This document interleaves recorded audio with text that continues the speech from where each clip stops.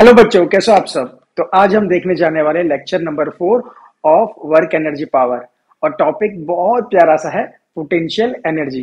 ठीक है, तो चलो शुरू करते हैं। तो आज का जो हमारा टॉपिक है वो है पोटेंशियल एनर्जी।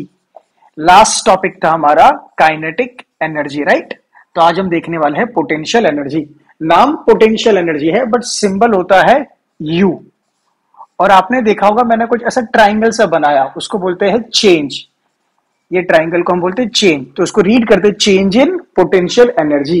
तो यहां पर एक्चुअली पोटेंशियल एनर्जी अगर किसी से भी पूछूं मैं, बहुत सारे बच्चों को, तो वो बोलेंगे पोटेंशियल एनर्जी इज mgh, जो कि सही नहीं है और गलत भी नहीं है।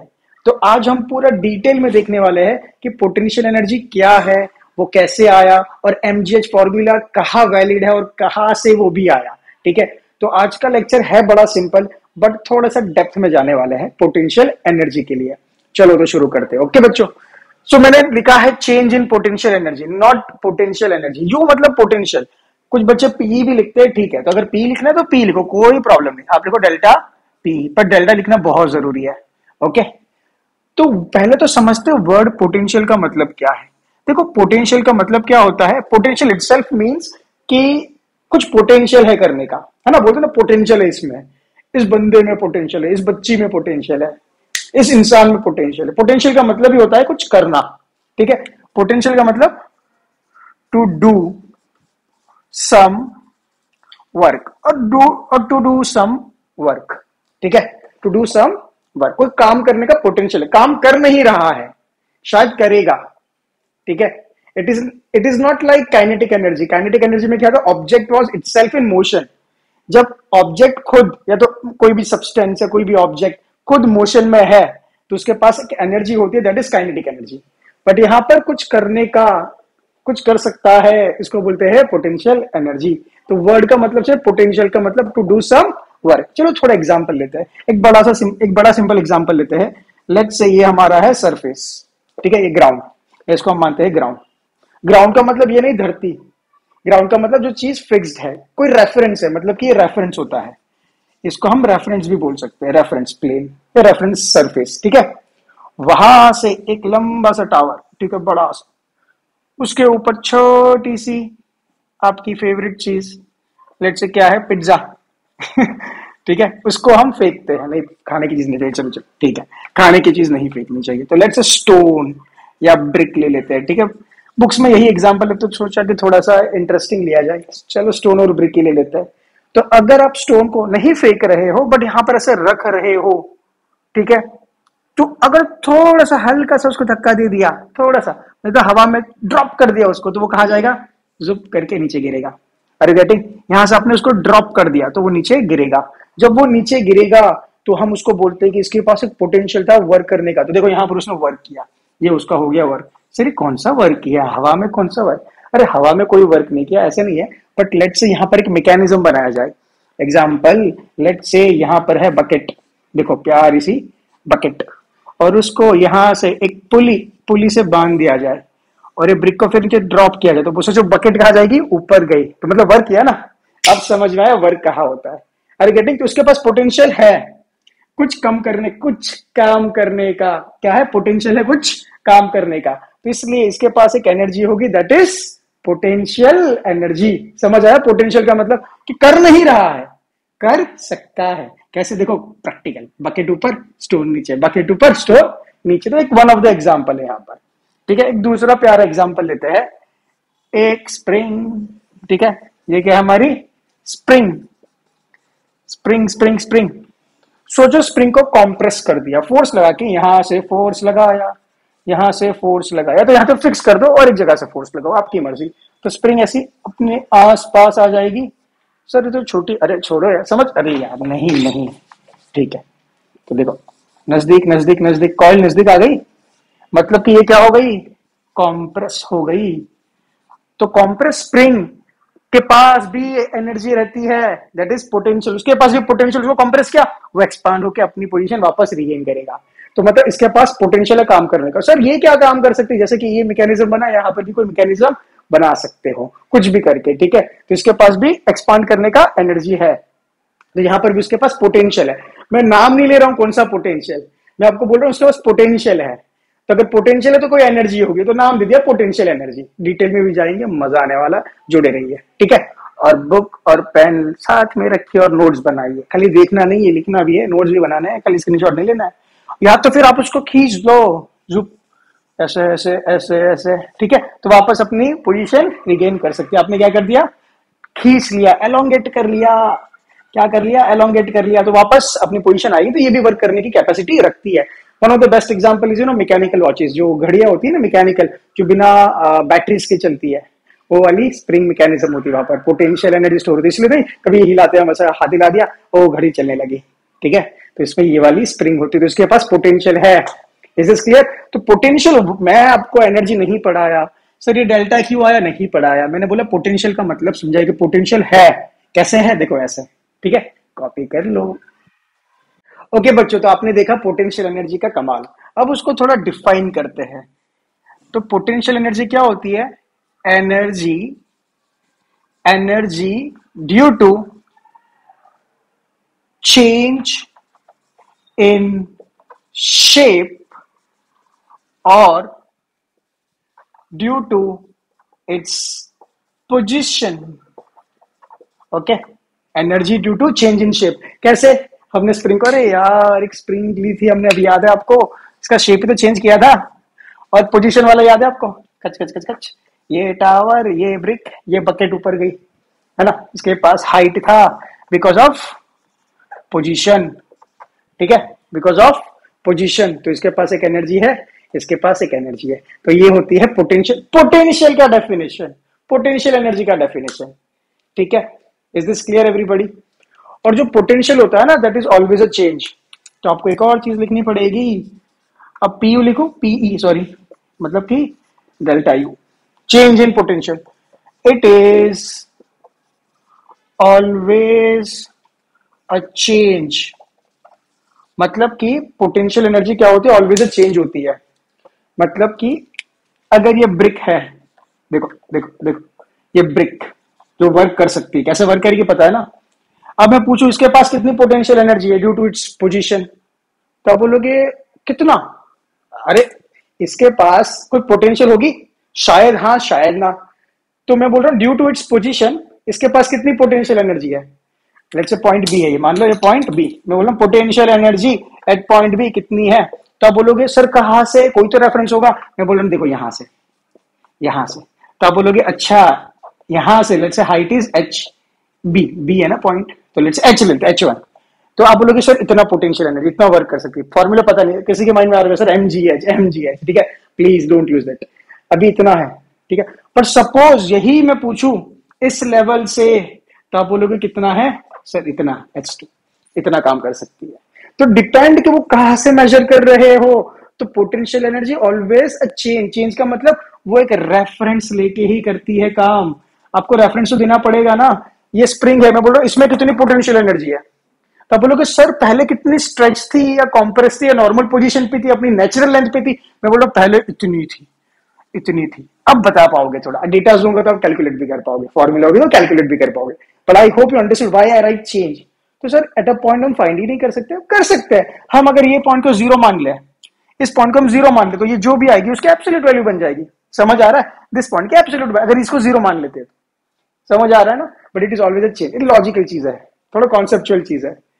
ओके डन, कॉपी कर लो। सो बच्चों यहां पर उसकी यूनिट क्या होगी? पोटेंशियल एनर्जी की यूनिट। सर एनर्जी की यूनिट तुम्हें पता है? अरे एनर्जी का यूनिट अगर पता है तो पोटेंशियल भी एक एनर्जी है। अरे पोटेंशियल एनर्जी तो उसका यूनिट भी सेम होगा। उसका यूनिट क्या है? जूल्स, बाबा जूल्स, ये ऐसा यूनिट है, ठीक है। और आपको पता है ना जूल क्या होता है? Newton into metre. कैसे सर, कैसे? अरे वर्क क्या होता था पता है ना? Force into displacement cos theta. Force मतलब न्यूटन, डिस्प्लेसमेंट मतलब मीटर, न्यूटन मीटर। ये वर्क का यूनिट भी क्या है? जूल तो है। अरे कोई भी यूनिट होता है, नेम ऑफ साइंटिस्ट उसकी फॉर्मूला से डिक कर सकते हैं। न्यूटन क्या होता है वो भी हमें पता है, मास इंटू एक्सेलरेशन, जब मास कांस्टेंट हो, केजी मीटर पर सेकंड स्क्वायर इंटू मीटर। तो ये हमें फंडामेंटल क्वांटिटी में पता चल गया कि एक जूल कितना होता है। दिस इज 1 जूल, ठीक है। 1 जूल कितना होता है? केजी मीटर स्क्वायर पर सेकेंड स्क्वायर। बुक में टिपिकल डेफिनेशन दी गई, एक मास को अगर इतना एक्सीलरेशन दे, ये करे वो करे, इसमें 1 जूल आ जाती है एनर्जी, वॉट एवर। मैं टिपिकल डेफिनेशन नहीं लिखा रहा हूँ, आपको कॉन्सेप्ट समझा रहा हूँ। ओके ठीक है, जूल हो गया। विच क्वांटिटी इज स्केलर या वेक्टर? अरे सर आपने पढ़ाया था लास्ट लेक्चर में, जो वर्क होता है वो क्या होता है? स्केलर। तो एनर्जी कोई भी होती है वो क्या होती है? स्केलर। पता है ना क्यों है? काइनेटिक में सिखाया, थोड़ा वीडियो देखो, वापस जाओ, थोड़ा रिकॉल करो। ओके, कौन सी क्वांटिटी होती है स्केलर? सर क्यों? क्योंकि उसके पास सिर्फ क्या होता है? Only magnitude. क्या होता है? सिर्फ और सिर्फ मैग्नीट्यूड, नो डायरेक्शन। पोटेंशियल कितना है? तो बोलेगे इतना अमाउंट। कहा किस डायरेक्शन में? No direction, there is no direction of energy. Okay, so this is the thing, मैंने एक्सप्लेन भी किया है। अब बार बार एक्सप्लेन करूंगा तो वीडियो लंबा हो जाएगा ना बच्चों। चलो ठीक है, कॉपी कर लो फटाफट। तो बच्चों आपको एक रिलेशन पता है, वर्क। वर्क बहुत सारे होते हैं, हम कौन सा वर्क कर रहे हैं? By force. ठीक है, वर्क डन बाय फोर्स। और एनर्जी का एक प्यारा प्यारा रिलेशन है, हमें पता है ना, वर्क और एनर्जी का एक रिलेशन है। तो जो पहला रिलेशन देखा था, work done by total force, मतलब कोई भी फोर्स हो। अरे ये work done by total force, कोई भी फोर्स हो, एक्सटर्नल हो, इंटरनल हो, कंजर्वेटिव हो, नॉन कंजर्वेटिव हो, कोई भी फोर्स हो। कंजर्वेटिव नॉन कंजर्वेटिव क्या होता है सर? वीडियो नंबर 2 वर्क में पूरा डिटेल में एक्सप्लेन किया है, डिटेल में। देखना पड़ेगा, अगर वो नहीं पता है ना तो ये वीडियो ऊपर ऊपर से समझ में आ जाएगा पर इसका डेप्थ समझ में नहीं आएगा। और मेरा तो इंटेंशन है कि आपको डेप्थ समझ में आना, खाली ऊपर ऊपर से। ठीक है, तो ये समझना पड़ेगा what is conservative and non conservative force. तो work done by total force क्या होता है? Change in kinetic energy. जो टोटल फोर्स से जो भी चेंज आता है, जो भी वर्क आता है, वो चेंज इन काइनेटिक एनर्जी, और उसको हम बोलते हैं वर्क एनर्जी थियरम। ठीक है, ये हमने काइनेटिक एनर्जी में देखा लास्ट वीडियो में, लास्ट लेक्चर में हमने यही देखा। सर इसका प्रूफ नहीं दिया आपने। हाँ, यहाँ सब काइनेटिक का रिलेशन लेके आ गए थे, वो B square minus U square 2a करके। ठीक है, बट आपने प्रूफ नहीं दिया। ये प्रूफ आपका ना ग्रेड 11 में वर्क एनर्जी पावर चैप्टर में अगर मैं पढ़ाया तो आपको पूरा प्रूफ दे दूंगा, क्योंकि वहां पर इंटीग्रेशन वगैरह आती है, छोटी छोटी बातें आती है, कैलकुलस वाली मेथड आती है, इजी बहुत, 1 2 3 स्टेप में आ जाएगा।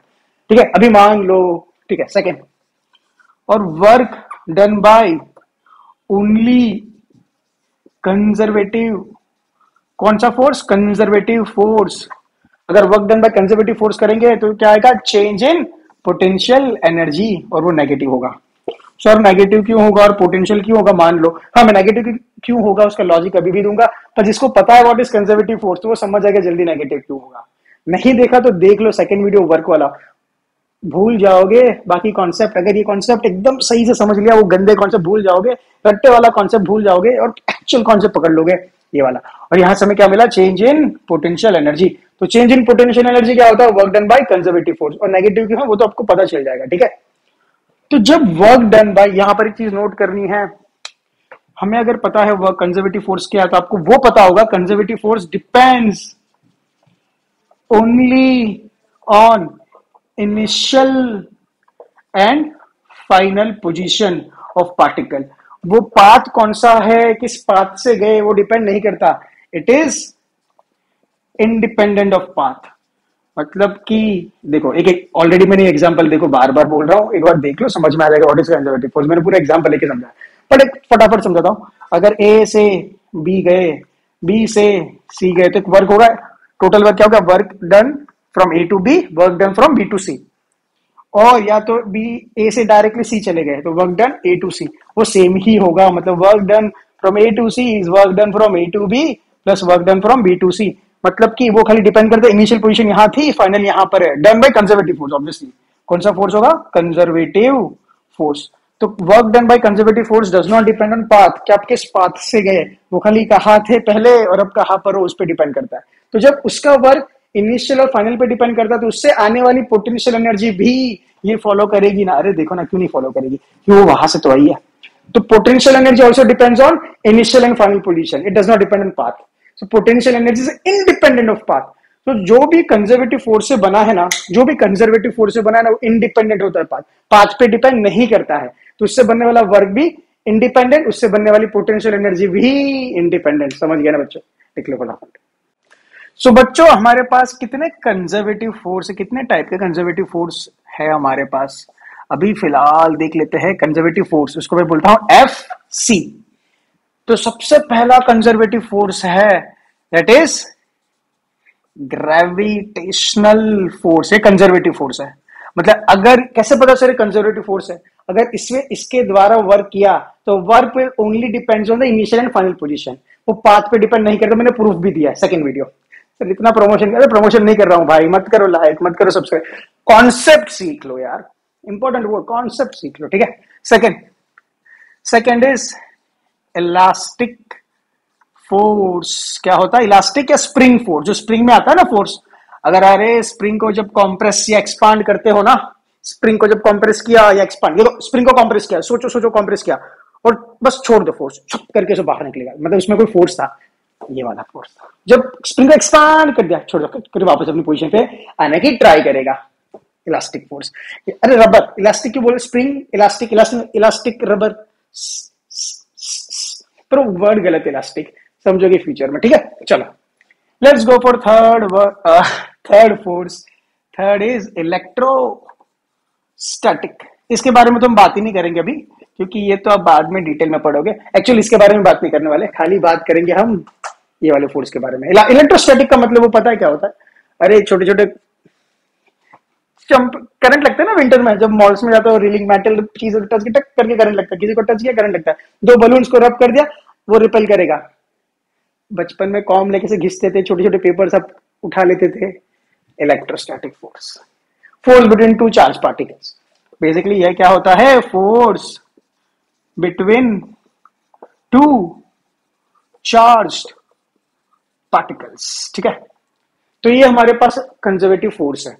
इसका मतलब क्या है, देखो बहुत ज्ञान की बात कर रहा हूं, यहां पूरा रास छिपा था।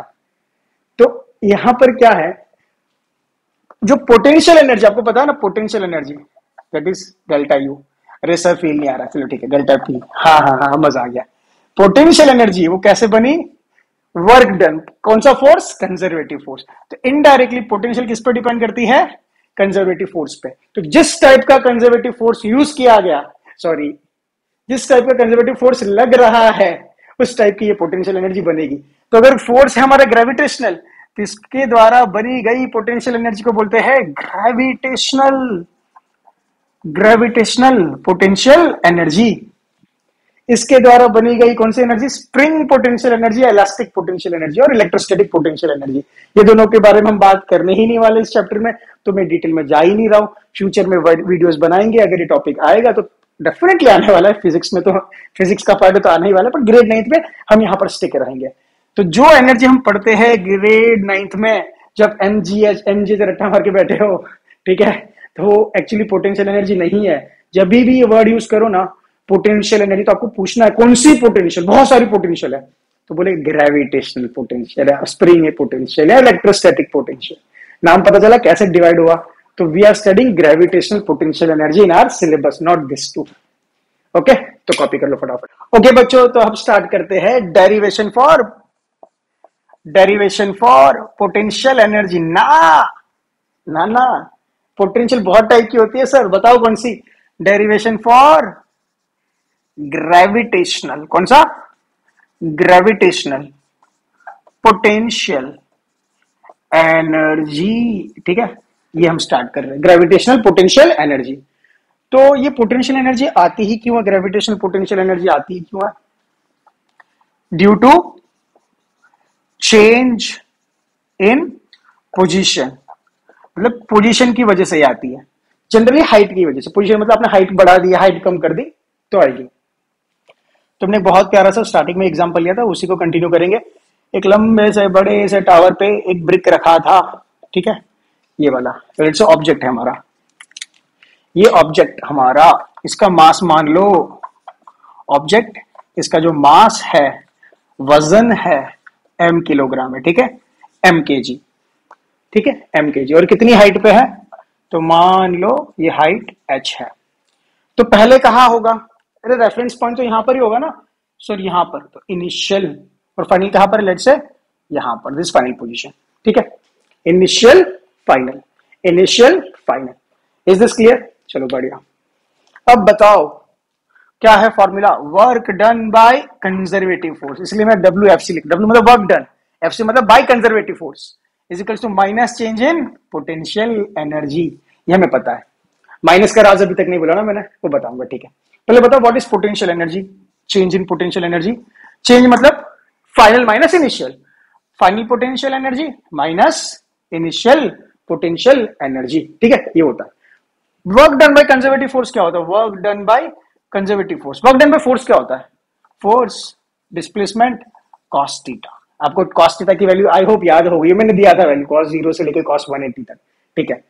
बताओ ये ऑब्जेक्ट यहां पर पहुंचा तो हम मानते हैं कि इसके पास पोटेंशियल है। देखो बकेट रख दिया था ना, बकेट नीचे गई, सॉरी ऊपर गई, ये नीचे गई तो वर्क कर सकता है, पर ये डायरेक्टली तो ऊपर गया नहीं होगा, हमने उसको यहां से यहां लेके गए होंगे। अरे सोचो ना, पहले तो यहां पर होगा ना, यहां पर होगा ऑब्जेक्ट, फिर हम उसको यहां से ऊपर ले गए, ठीक है। तो कितना हाइट हम गए यहां से h, तो डिस्प्लेसमेंट कितना हो गया? डिस्प्लेसमेंट कहां पर है? ऊपर डायरेक्शन में डिस्प्लेसमेंट। h हमारा क्या हो गया? डिस्प्लेसमेंट है ना, ऊपर की डायरेक्शन में जा रहा है। तो ये हमारा s क्या हो गया? f अभी रखते हैं, s रख लेते हैं, कितना है? h, ठीक है, समझ गए ना। यहां से यहां ले गए। मुझे बताओ यहां से जब यहां ले गए तो आपने फोर्स अप्लाई किया होगा ये ऑब्जेक्ट पे, देखो ऐसा फोर्स अप्लाई किया होगा, वो कौन सा फोर्स होगा? एक्सटर्नल फोर्स होगा। अरे जब आप उठा के ऊपर ले गए तो कितना फोर्स आपने लगाया होगा ना, एक्सटर्नल, कितना लगाया होगा? जितना इसका वेट है, और वेट कितना होता है नीचे, दैट इज mg। इसके वेट बराबर आपने एक्सटर्नल फोर्स लगाया, तभी तो ऑब्जेक्ट यहां से यहां पहुंच गया। पर यहां पर जो फोर्स लेंगे वर्क डन में, वो कौन सा फोर्स लेना है? सिर्फ और सिर्फ कंजर्वेटिव फोर्स लेना। कौन सा? कंजर्वेटिव। क्यों? कि work done by conservative force find कर रहे हैं ना, external force is not conservative, वो तो एक्सटर्नल है, हमने अप्लाई किया। कंजर्वेटिव कौन सा यहां पर? This is the conservative force. तो ये कितना लेंगे? mg। This is very important. क्यों mg लिया? अरे देखो ना, खुद उठा के ले जाओगे, कितना फोर्स लगाओगे? mg बराबर, तब तो उठ पाएगा। सर नहीं, थोड़ा ज्यादा लगा दे, तो ठीक है लगा दो, तो मुझे तो सिर्फ mg का वर्क डन फाइंड करना है। तो इस फोर्स में कितना? सर पर ये फोर्स तो नीचे लग रहा है, वर्क थोड़ी कर रहा है। ये फोर्स वर्क नहीं कर रहा है, आपको ऐसा लग रहा है, पर आपने इतना फोर्स ऊपर लगा तभी तो ऊपर गया। वर्क की वीडियोस देख लो तो क्लैरिटी मिलेगी। अब मुझे बताओ डिस्प्लेसमेंट कहां पर है? तो आप बोलोगे सर डिस्प्लेसमेंट ऊपर जा रहा है, ऊपर लेके जा रहे हैं, और वेट कहां लग रहा है? mg, that is gravitation conservative force. ये हमारा कंजर्वेटिव फोर्स कहां लग रहा है? नीचे। तो दोनों में कितना एंगल है? देखो एक ऊपर एक नीचे, एंगल इज 180। तो कॉस कितना हो गया? कॉस 180। और हमें पता है what is the value of cos 180। Sir याद नहीं है, याद होना ही चाहिए कॉस 180 का वैल्यू, दैट इज -1। तो हमारा कितना हो गया फॉर्मूला बताओ? mg h माइनस होता है, राइट, माइनस mg h। तो work done by conservative force कितना आया? Minus mg h। Work done by conservative force always comes negative, इसलिए हमें पहले से माइनस साइन रख दिया ताकि ये पॉजिटिव बन जाए। समझे कि नहीं? यहां पर ऑलवेज नेगेटिव आएगा, इसीलिए यहां पर माइनस है। समझे कि नहीं? ठीक है। तो work done by conservative force कितना हो गया? Minus mg h, that is change in potential. What is change in potential? Minus change in potential is this delta U. ये माइनस कैंसिल हो गया, तो mg h। What is change potential? Final minus initial. ये हमें formula मिल गई। But sir हम तो खाली एक पॉइंट का फाइंड करते हैं mg h, तो कैसे करेंगे? मान लो कि हमारी इनिशियल पोजीशन पे पोटेंशियल एनर्जी कितनी है, ये हमारी इनिशियल पोजीशन है ना, ये वाली इनिशियल पोजीशन। तो इस पे मानो पोटेंशियल कितना है? 0। मतलब कि आप उसको ग्राउंड मान रहे हो ना, मतलब आपने ब्रिक यहां पर रखा तो वो कितना काम कर सकती, कितना पोटेंशियल नहीं कर सकते। अगर ये हमारा रेफरेंस पॉइंट है, तो ये अगर यहां से बकेट ज्वाइन करेंगे तो क्या बकेट जाएगी ऊपर? के नीचे जा ही नहीं सकता। मान लो ये डेटम आ गया हमारे लिए, हमारे लिए कोई भी रेफरेंस हो सकता है, हमारे लिए डेटम आ गया, मतलब कि ये एंड हो गया, इसके नीचे जा ही नहीं सकता। तो यहां पर पोटेंशियल कितनी होगी? 0। कोई एनर्जी नहीं उसकी। मान ये अजम्पशंस होते हैं यार, क्योंकि actually you can't get at a point final, मतलब एक पॉइंट पे कितनी पोटेंशियल नहीं फाइंड कर सकती, you get always a change.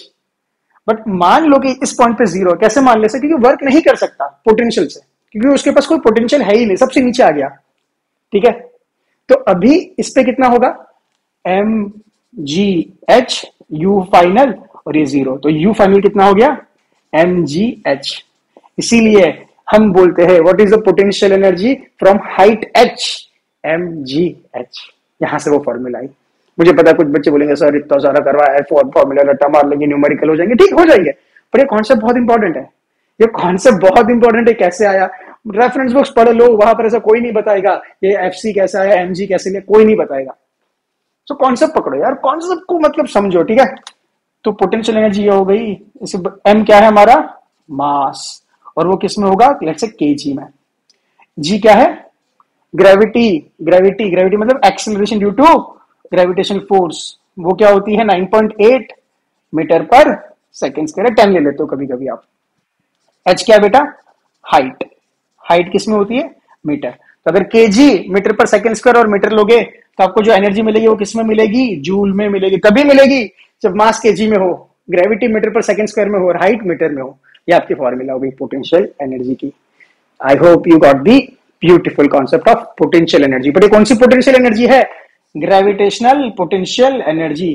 पर हम बार बार इसको इतना यूज करते तो हम पोटेंशियल एनर्जी बोलते हैं, इसलिए बहुत कॉमनली नोन पोटेंशियल एनर्जी है। वरना एक्चुअली पोटेंशियल तो बहुत टाइप्स के होते हैं, पर ये कौन सा है? Due to gravitational force. देखो खाली ग्रेविटी ने कितना लगाया, इसलिए तो हमने ग्रेविटी का कैलकुलेशन लाया। तो ग्रेविटेशनल पोटेंशियल एनर्जी। मजा आया? चलो न्यूमेरिकल्स करते हैं, कॉपी कर लो। सो बच्चों पॉज करो, खुद क्वेश्चन को सॉल्व करो, ठीक है? तो मैं यहां पर सिर्फ लिख लेता हूं what is the formula of gravitational potential energy. You is mgh। ठीक है, ये हमने साइड में एक फॉर्मूला प्यारी से लिख ली। Let's solve the question number 1। Question दिख रहा होगा, पॉज करिए, खुद ट्राई करिए, कमेंट में लिखिए प्लीज कि आपके आंसर हुआ कि नहीं हुआ। बहुत सिंपल क्वेश्चन है। अरे इसके बाद तो हम एनसीईआरटी, एग्जाम्पलर्स और ओलंपियाड तक जाने वाले हैं। ये तो बहुत बेसिक क्वेश्चन है। What is the question? देखो, if acceleration due to gravity is given, तो ग्रेविटी उसने मान ली 10, तो लिखो पहले डेटा, ग्रेविटी कितना है? 10 मीटर पर सेकेंड स्क्वायर। बढ़िया। What will be the potential energy of a body of mass 1 kilogram? तो मास भी दिया है 1 kilogram at a height of 5 metre. Height कितनी है? 5 मीटर। मतलब कि देखो, ये आपने लिया ग्राउंड, ये आपने ग्राउंड मान लिया। यहां पर कितनी पोटेंशियल होगी? मान लो 0 जूल। ठीक है, यहां से आप हाइट h तक गए और यहां पर आपने एक ऑब्जेक्ट को रख लिया, लेट्स से मास m वाले को। तो यहां पर potential energy let's say point A है। पोटेंशियल एट पॉइंट A कितनी होगी? That is a question. पहली बात तो उसने बोला ही नहीं कि gravitational potential energy, but clearly कि हाइट से पूछ रहा है। तो कौन सी पूछ रहा है? ड्यू टू हाइट में कौन सी होती है? Change in position, that is gravitational potential energy. क्या होता है फॉर्मूला? mgh। मास कितना है? 1 किलोग्राम है। बढ़िया। ग्रेविटी 10 मीटर पर सेकेंड, हाइट मीटर। तो आंसर कितना गया? 50 जूल। मतलब कि इस पॉइंट पर एनर्जी कितनी होगी? 50 जूल। एक्चुअल में ऐसा नहीं होता है। अगर आपने कॉन्सेप्ट सीखा तो आपको पता है potential is always a change, final minus initial. What is final? यहां पर दैट इज mg। ये चेंज क्या होता है? mgh होता है। फाइनल पता नहीं। इनिशियल कितनी है? ग्राउंड। ग्राउंड पे कितनी मानी? 0, इसलिए फाइनल क्या हो गई? mgh। ठीक है, कॉन्सेप्ट यहां से सीखा। Clear? Done. Let's go for the last numerical. Okay, copy कर लो। तो last numerical for today, second. Again pause करो, खुद ट्राई करो प्लीज। ये बहुत अच्छा न्यूमेरिकल है, बहुत सिंपल न्यूमेरिकल है। देखो, a bag of wheat weighs 200 kilogram. तो मास कितना है? डेटा लिखो 200 किलोग्राम। डेटा रीड करो, लिखो, बार बार रीड नहीं करना है। To what height should it be raised so that its potential energy becomes 900? कितना बन जाए पोटेंशियल? 9800 जूल्स। और ग्रेविटी कितनी बोली है? 9.8 मीटर पर सेकेंड स्क्वायर। हाइट पूछिए कितनी रेस कर रहे। तो ये जो एनर्जी दी है बिकॉज ऑफ हाइट है, तो ये एनर्जी में मान लूंगा कौन सी है? ग्रेविटेशनल पोटेंशियल एनर्जी मान लूंगा, लॉजिकली मान लूंगा। ठीक है, तो अगर ये ग्रेविटेशनल पोटेंशियल एनर्जी है तो मुझे पता है what is the formula. It is mgh। मान रहा हूं जो सरफेस से हम मेजर कर रहे हैं, जिस सरफेस से मेजर कर रहे हैं, जैसे एग्जांपल ये ग्राउंड होगा और हमने ये बोरी को यहां ले लिया। ठीक है, वीट की बोरी को हाइट h तक, तो यहां पर मैं मान लूंगा पोटेंशियल कितना है? 0। तभी मान लूंगा mgh होता है। It is always a change. Sir बार बार बोल रहा हूं, it is always a change, क्या करूं मैं? ठीक है, m कितना है? मास 200। g कितना? 9.8। अरे यार 9.8 10 लो। नहीं सर 98 है ना वहां पर, इसलिए 9.8 लेते। बढ़िया। हाइट नहीं पता। पोटेंशियल कितना है? 9800 जूल्स। ठीक है, तो ये कितना होगा? मुझे डेसिमल सॉल्व करना नहीं आता, सच में बोल रहा हूँ। बहुत सिंपल लग रहा है आपको, मुझे नहीं आता। मैं क्या करूँ? 98/10 ले लूं, कोई फर्क पड़ेगा? नहीं पड़ेगा। तो 0 0 कैंसिल, 98 100 जा, 0 0 कैंसिल, 2 5 जा। तो h कितना आया? 5 metre. So this was the beautiful simple question of potential energy. So I hope आपने potential energy completely सीखा, conceptually सीखा, क्यों उसका नाम ग्रेविटेशनल है और कहाँ से फॉर्मूला आया, आपने सब सीखा। चलो ठीक है, तो मिलते हैं नेक्स्ट लेक्चर में। नेक्स्ट लेक्चर में हम सीखेंगे law of conservation of energy. वो भी बहुत प्यारा लेक्चर होने वाला है। उसके बाद पावर आएगा, उसके बाद एग्जाम्पलर्स, एनसीईआरटी, ओलंपिक। लंबी थोड़ी सीरीज होगी पर मजा आएगा। ठीक है, चलो मेहनत करते रहिए, मिलते हैं नेक्स्ट लेक्चर में। Bye bye.